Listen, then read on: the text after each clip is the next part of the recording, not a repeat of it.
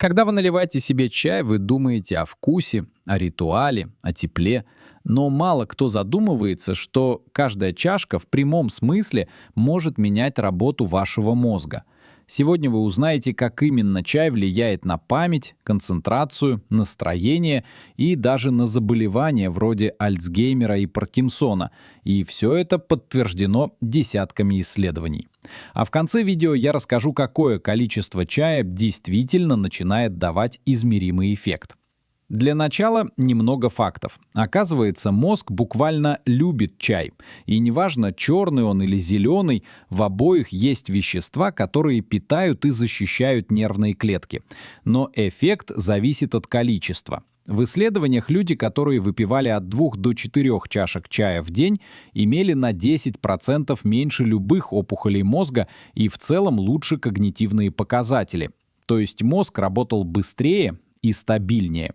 Почему так происходит? Дело в биологически активных соединениях чая – катехинах и тианине. Катехины – это мощные антиоксиданты. Они защищают наши нейроны от разрушения. Катехины уменьшают повреждения ДНК, тормозят воспаление и даже влияют на уровень нейромедиаторов, тех самых химических сигналов, которые управляют нашим настроением и вниманием. А тианин действует иначе. Он помогает мозгу расслабиться, но не выключает его, как это бывает с алкоголем или снотворными. Тианин повышает уровень гамма-аминомасляной кислоты, коротко ГАМК. Это вещество, которое успокаивает мозг, снижает уровень стресса и тревоги, но при этом сохраняет концентрацию. Поэтому, когда вы пьете чай, появляется то самое состояние спокойной собранности. Если вы замечали, что после чашки кофе вы взвинчены, а после чая сфокусированы, то вот причина. Кофеин в чае работает в паре с тианином, уравновешивая стимуляцию и расслабление. В итоге вы бодры, но не тревожны. Теперь о конкретных эффектах для мозга. Чай помогает защититься от двух ключевых врагов – депрессии и снижения когнитивных функций, то есть ухудшения памяти, внимания, способности мыслить логически и быстро обрабатывать информацию. В больших метаанализах показано, те, кто пьет чай регулярно, на 5% реже страдают депрессией.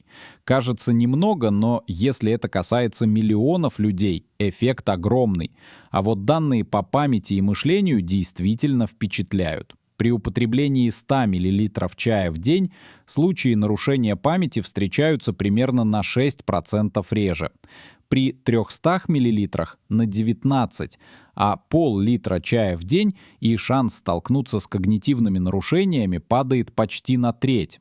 Отдельные исследования показывают, те, кто пьет до 700 мл чая в день, сталкиваются с деменцией примерно на 60% реже. То есть, чем регулярнее вы пьете чай, тем стабильнее работает ваш мозг.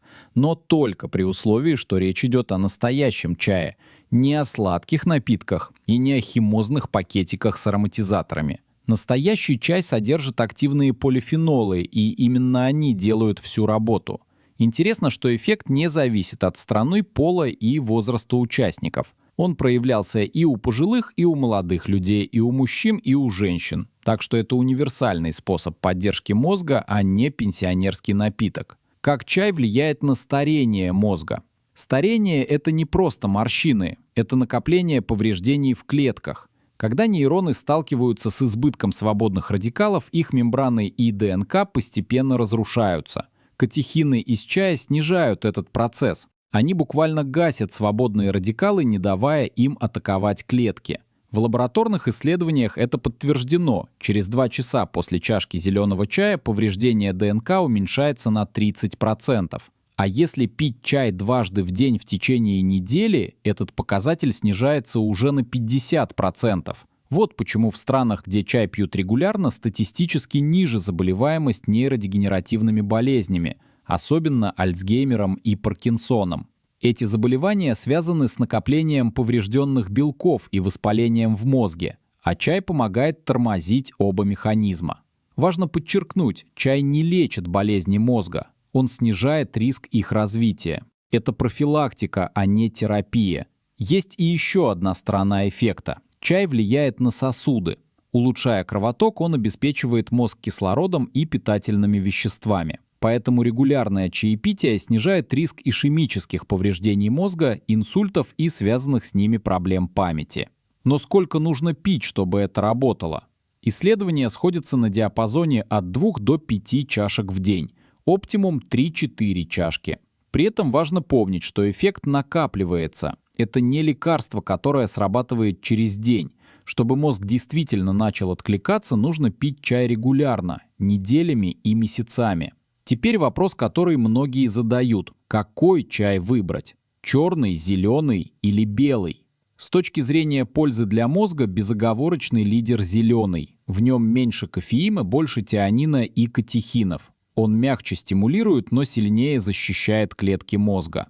Белый чай, хоть и звучит элитно, не показал преимуществ, а черный, наоборот, при больших количествах может повышать уровень возбуждения и у чувствительных людей вызывать тревогу или бессонницу. Если у вас стресс, тяжелые умственные нагрузки или проблемы со сном, делайте ставку на зеленый чай. Если нужно быстро взбодриться, можно 1 чашку черного, но не больше 3 в день. Кстати, о крепости. Большинство людей заваривают чай слишком сильно, думая, что так он полезнее. На самом деле крепкий настой содержит больше кофеина и танинов, а пользы не больше. Если хотите получить от чая максимум пользы, важно не только какой сорт вы пьете, но и как его завариваете. Исследования показывают, что оптимальная температура для любого чая – кипящая вода. Белый, зеленый, черный – все они выделяют больше антиоксидантов именно при 100 градусах. Пропорции тоже имеют значение. Для максимальной пользы около 10 граммов чая на 3-4 сотни миллилитров воды и настаивание 10-15 минут. Если важнее мягкий вкус, делайте заварку слабее – 10 граммов на пол-литра и время около 5-7 минут. И пить чай нужно в течение 20 минут после заваривания, иначе полезных соединений в нем становится заметно меньше. Кстати, если хотите получить подробную памятку со схемами и точными режимами, напишите слово «заварка» в комментарии, я вышлю ее лично. Теперь еще одно заблуждение – чай с молоком. Это вкусно, но бесполезно. Белок казеин из молока связывает катехины и делает их неактивными. То есть весь антиоксидантный эффект пропадает. Разные виды молока уменьшают пользу по-разному. Обезжиренное сильнее всего, цельное меньше. Если уж хочется смягчить вкус, лучше добавить немного сливок. Они меньше всего нарушают антиоксидантную активность, потому что жиры мешают казеину взаимодействовать с полифенолами. Есть ли риски у чая? Да, но небольшие. Он может снижать усвоение железа из растительных продуктов, особенно у людей с анемией. Если у вас пониженный ферритин или гемоглобин, не пейте чай во время еды. Делайте перерыв хотя бы 1,5-2 часа после приема пищи, и все будет в порядке. Второй момент – количество. Больше 6 чашек в день не даст дополнительной пользы и может вызвать бессонницу или учащенное сердцебиение. Умеренность важнее фанатизма. Так сколько это в реальной жизни? 3 кружки по 200 мл. Это уже лечебная доза. Этого достаточно, чтобы поддерживать мозг в хорошем тонусе, снижать уровень кортизола, укреплять сосуды и защищать нейроны. Для наглядности, 1 чашка зеленого чая в день снижает шанс умереть от инсульта и деменции, а 3-4 почти на четверть уменьшают риск серьезных возрастных нарушений мозга. Простая привычка, но эффект мощный. Поэтому, если вы ищете самый доступный способ помочь своему мозгу, не бегите за дорогими БАДами. Начните с привычки. Пейте зеленый чай и посмотрите, как изменится самочувствие. Через пару недель вы заметите, что концентрации больше, тревоги меньше, а голова работает яснее. Но помните, чай – часть системы. Он работает, если в целом ваш рацион сбалансирован, хватает сна и движения. Тогда антиоксиданты и тианин смогут проявить себя на 100%. И если вы досмотрели до этого момента, самое время поддержать канал лайком, подпиской и комментарием. Это помогает продвигать научные видео и делает их видимыми для других людей. А чтобы у ваших близких мозг служил им так же долго и надежно, как и у вас, поделитесь этим видео.